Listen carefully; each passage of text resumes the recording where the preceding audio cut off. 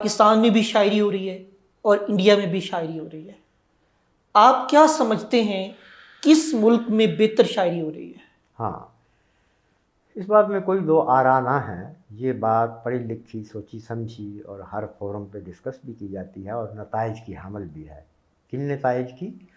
کہ پاکستان کا جو خطہ ہے، پاکستان کے شعراء ہیں، اس خطہ کے شعراء جو ہیں وہ شاعری کے حوالہ سے پڑوسی ملک ہندوستان کے شعراء سے آگے ہیں. نہ صرف آگے ہیں، بہت آگے ہیں. پڑوسی ملک ہندوستان کے شعراء جو ہے نا، وہاں ایک روایت چلی آ رہی ہے کویتا کی، غزل کی روایت.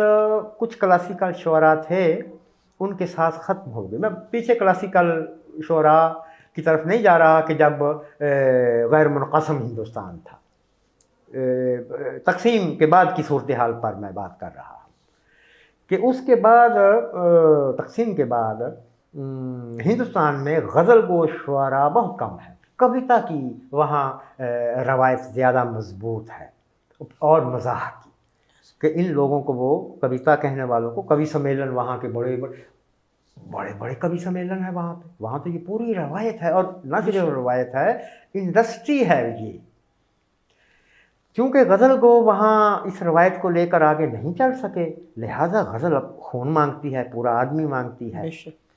اسی وجہ سے ہندوستان میں غزل گو ہیں، لیکن وہ اس درجہ کمال کو نہیں پہنچے ہوئے جیسے پاکستان کی جیسے پاکستان میں غزل گو شعراء ہیں. اچھا، دور حاضر میں آپ کا پسندیدہ شاعر اور شاعرہ کون ہے؟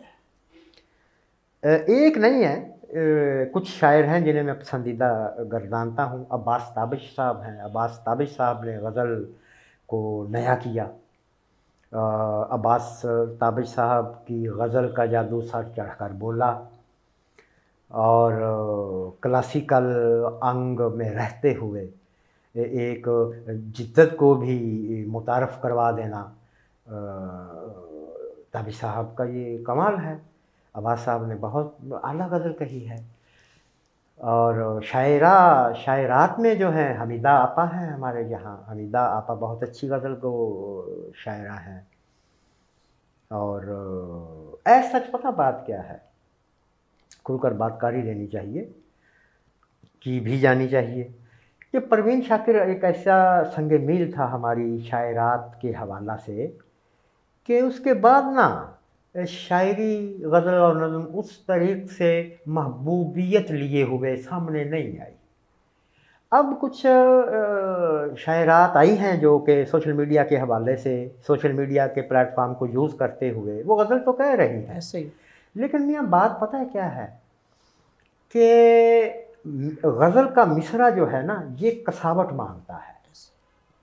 اور اساتذہ تو یہاں تلک کہتے ہیں کہ غزل کا ایک مصرع ہی پوری کہانی جب تلک نہ کہے، غزل آگے چلانا بھی مشکلات میں ہے اور محالات میں سے ہے. تو ایسا ابھی سامنے کوئی شاعرات کے حوالے سے ایسی شاعرہ نہیں ہے فقیر کی نظر میں. اگر ہیں تو پھر فقیر انہیں نہ جانتا ہوگا.